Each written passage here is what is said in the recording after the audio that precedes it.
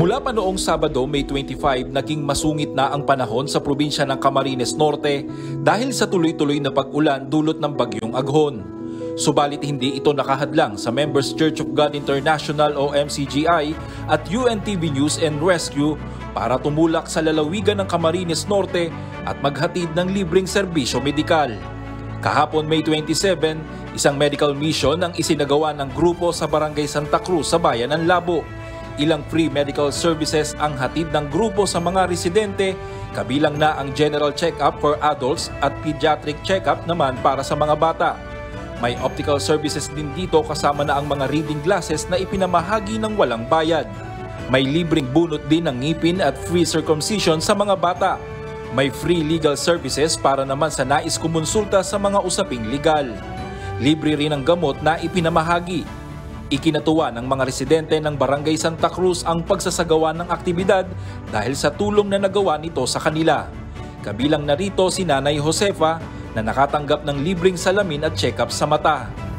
Kung baga nga hindi pa ako nakakapagpa-check up at wala pang pera, ay nagkataon ko ngayon ay merong ganito kaya ako'y na din. Laking pasalamat naman ni Nanay Evelyn dahil sa wakas ay napabunot na niya ang kanyang ngipin na matagal niya nang tinitiis. Pag masakit ang ngipin, walang magawa. Kaya ngayon po, salamat at matutuloy-tuloy na yung ng pagtahanap buhay, wala nang sagabal.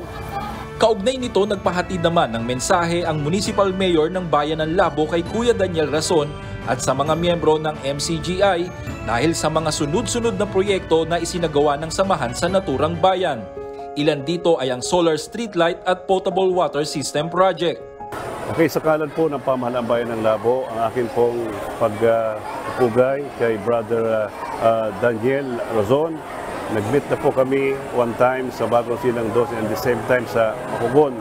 At hindi lamang po salita ng Diyos ang daladala, kung hindi mga project na kapagpakinabang, mayroon pong streetlights, mayroong water system, at ito po yung mga bagay na hinahangaan ko. Sapagkat sa biyaya ng Diyos na ibinibigay sa Kanya, ibinabalik naman niya ito sa Kanyang kapwa, lalo na higit sa mga mahihirap.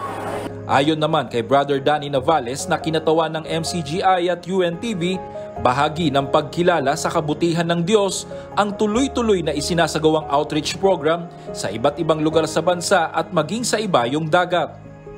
Ang atin pong masasabi na ating ipinagpapasalamat na commitment ng MCGI ay yung namula tayo sa katotohanan ng hindi tayo nabubuhay para sa sarili nating pakinabang, kundi may mga kapwa-tao tayong dapat maabot, dapat tulungan kung nangangailangan, at dapat magabayan naman tayo sa ating sama-samang paggawa. Kaya masasabi ko na ang ating paggawa ay dapat maging walang kapagurang pagtutulong-tulong.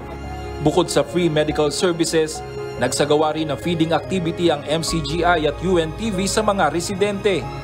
Aabot sa 500 mga residente sa Barangay Santa Cruz ang naging benepisyaryo ng naturang outreach program. Ngayong araw, nakatakda naman magsagawa ng medical mission ng MCGI at UNTV, katuwang ang Philippine Army sa Barangay Malaya sa bayan ng Labo. Brian Baldarahe, UNTV News and Rescue. Diyos ang aming sandigan, serbisyo publiko ang aming pinahahalagahan.